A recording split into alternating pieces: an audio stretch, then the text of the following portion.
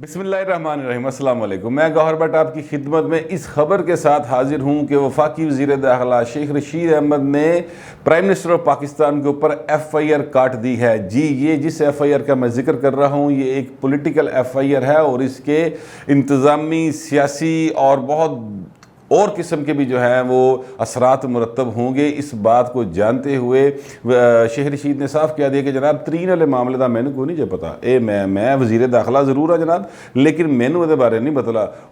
तरीन साहब ने कहा था कि जी USB आई वहाँ से इस्लामाबाद से और यहाँ पर लाहौर पहुँची, उन्होंने उसका प्रिंट निकाला और साइन करके FIR काट दी।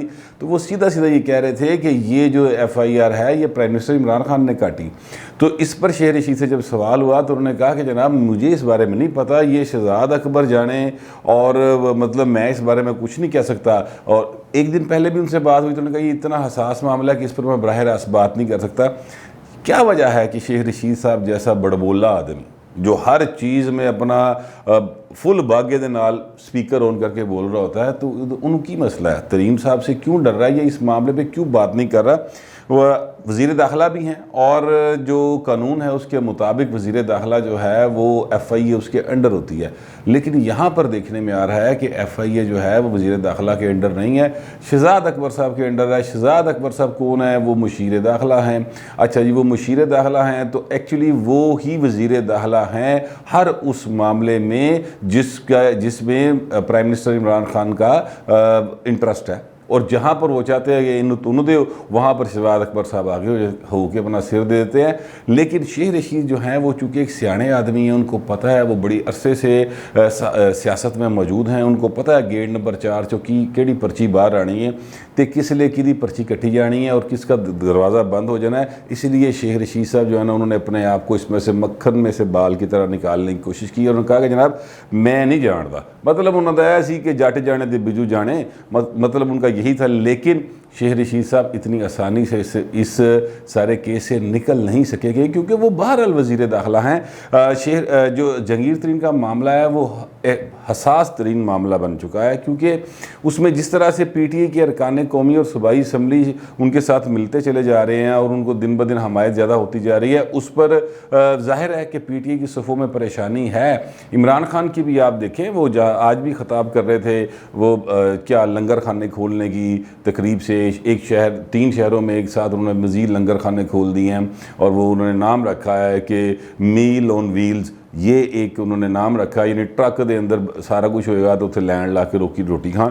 अब उनका अपना एक फ़लसफ़ा है, वो उसको मजहबी रंग देते हैं। ये बात दुरुस्त है कि हमारे मज़हब में कहा गया है कि गरीबों को, मस्कीनों को खाना खिलाएं, ज़रूरतमंदों को खाना खिलाएं, लेकिन ये इंडिविजुअल सतह पे है। ये जब आप मुल्क के वज़ीर आज़म होते हैं ना, उस वक़्त आपके ऊपर ज़िम्मेदारी ये होती है कि आप ऐसे मौक़े पैदा करें लोगों को, उनको इतना स्किल्ड करें कि वो अपना रोज़गार खुद कमा के खा सकें। इतने प्राइम मिनिस्टर पुठे पासे टुर पे है, इन्होंने हर चीज़ का अपना एक मतलब निकाला हुआ है। अगर जब से ये आए हैं तब से लेके अब तक जो ख़ते गुर्बत है या जो एक लाइन होती है गुर्बत की, उसमें 1.5 करोड़ लोगों का इजाफा हो चुका है। पाकिस्तान के अंदर जो गुर्बत की सतह है वो पहले कहते थे कि जनाब 40% है या 35% है, अब वो जो बढ़ के 50% के करीब चली गई है। ये इनकी गुड गवर्नेंस का या इनकी जो जिस नज़रिए, पता नहीं केड़े नज़रिए और सोच दे हामल ने, वैसे तो आज तक समझ नहीं आई। कभी रियासत मदीना का नाम लेते हैं, कभी ये चीन के मॉडल की बात करते हैं, कभी कहते हैं मेरे पास सऊदी अरब की किंग जैसे इख्तियारात होने चाहिए। समझ नहीं आ रही नदी, और वैसे उनको खुद भी समझ नहीं आती। मन लगता जो होरां ला टीके का नशा लथदा ना उसले किते जाके शायद को सोचते होंगे, लेकिन नाल ही शहजाद अकबर या शहबाज गिल वर्गे बैठे हो फटाफट नवा टीका ठोक देंगे। लिहाजा खान साहब जो है ना उनको कुछ समझ नहीं आ रही वो क्या कर रहे हैं। वो अपने दोस्तों को भी नाराज़ कर रहे हैं। दुश्मन तो खैर सियासत में नाराज़ होते ही होते हैं, लेकिन दोस्तों को भी नाराज़ कर रहे हैं। मगर इस सारी लड़ाई में जो हाल वर्किंग क्लास का हो चुका है, आपका मेरा जो भी सफ़ेद पोश तबका है, जो उसका हाल हो चुका है ना, उसका माजी में कोई मिसाल नहीं मिलती। बहरहाल मैं बात कर रहा था जहांगीर तरीन के मामले की, तो जहांगीर तरीन का मामला जो है ना वो काफ़ी संगीन हो चुका है और इसमें PTA के जो लोग हैं वो अब ये सवाल उठाना शुरू हो गए हैं। मुझसे कल PTA के एक बड़े अहम रहनुमा ने, एक ऐसे शख्सियत जो कि पॉलिटिकली फ्रंट पे नहीं होती लेकिन वैसे वो पॉलिटिकल ख़ानदान से ताल्लुक़ रखते हैं और खान साहब के साथ उनका ऑफ एंड ऑन रब्ता रहता है, तो उन्होंने ये बात मुझसे बताई कि यार ये ये बात खान साहब से पूछी जानी चाहिए या उनको सोचनी चाहिए कम अज़ कम कि यार आप ये जो शहजाद अकबर साहब हैं ये क्या कर रहे हैं। इन्होंने 2.5 साल के दौरान कितने पैसे बरामद किए नवाज शरीफ से, शहबाज शरीफ से, आसिफ जरदारी से, ये जितने पॉलिटिकल अपोनेंट हैं उनसे, या कोई और लोग जो भी इस मुल्क को लूट रहे थे या उनके ख्याल में लूट रहे हैं, उनमें से कितने लोगों से पैसे बरामद किए, कितना कुछ फ़ायदा हुआ इनका। लेकिन वो कहते हैं कि जी खान साहब से जब ये सवाल किया जाए तो खान साहब बुरा मना जाते थे, फिर 3-3 दिन ना फ़ोन छोड़ देने ना मैसेज कर देने। तो इसलिए जो है ना फिर लोग ये बात करने से एतराज़ बरतते हैं। मुझे तो लगता है कि सिर्फ उस्मान बुज़दार साहब ही मोकलां दी फरमाइश से नहीं आए, बल्कि शहजाद अकबर साहब भी उन्होंने फरमाइश से आए। बहरहाल शेख रशीद साहब जो हैं वो किसी भी सूरत अपने आप को जहांगीर तरीन के मामले में इन्वॉल्व करने की बिल्कुल वो समझते हैं कि मुझे इससे दूर रहना चाहिए। लिहाजा उन्होंने साफ कहा था कि जनाब मेरा कोई चक्कर वक्कर नहीं जाएगा, इमरान खान की वारदात है, ये उन पूछो या शहजाद अकबर ने पूछो, मुझे इस बारे में उन्होंने कहा मैं बिल्कुल, देखें यार मुझे पता होता यार मैं आपको ज़रूर बता देता, लेकिन मुझे नहीं इस बारे में को पता, मैं क्या कह सकता हूँ। इस तरह की बात उन्होंने की है।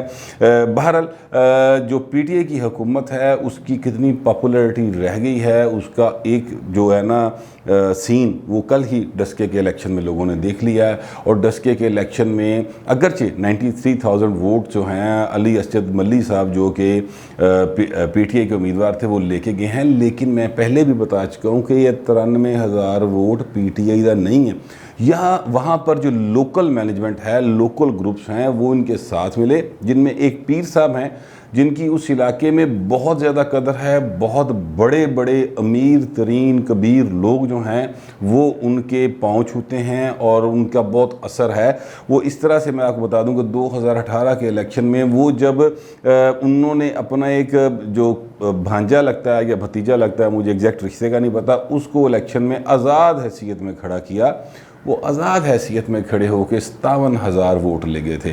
तो इस बार उनकी सपोर्ट भी शामिल थी और इनकी सपोर्ट भी शामिल थी, हुकूमत की सपोर्ट भी शामिल थी, वफाकी हुकूमत की सपोर्ट भी शामिल थी, पटवारी से लेके तो DC तक सारे नार रले। सन 19 फरवरी का इलेक्शन आप देख लें, और उसके बावजूद जो फिर भी रिजल्ट जो है वो मज़ीदा नहीं आ रहा सी, तो फिर उन्होंने धुंध दे विच डस्के दे बक्से गायब करने की कोशिश की थी, पर इस दफ़ा मतला साफ था, वो धुंध ना छा सकी, वो सारा जो उन्होंने प्लान किया हुआ था वो पूरा नहीं हो सका। लिहाजा रिज़ल्ट ये आया कि PTI जो है वो हार गई और मुस्लिम लीग नवाज़ जीत गई।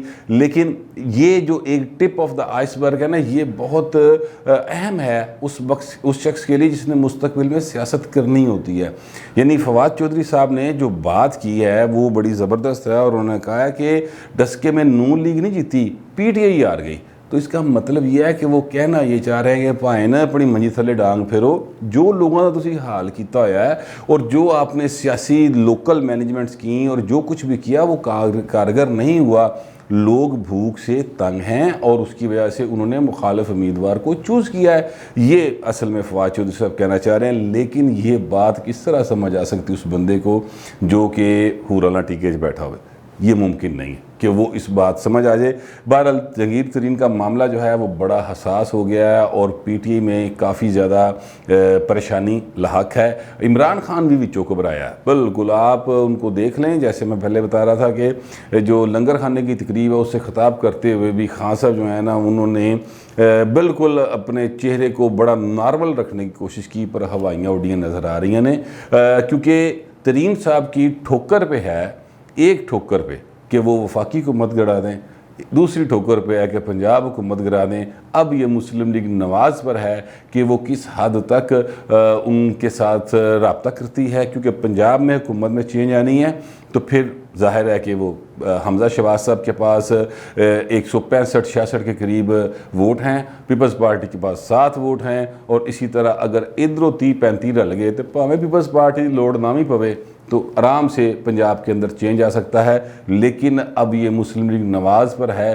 कि वो किस हद तक इसको बर्दाश्त करेंगे और कब तक ये समझेंगे कि नहीं बुज़दार दे होंदे सानू कोई लोड़ नहीं, साडी पॉपुलैरिटी वध रही।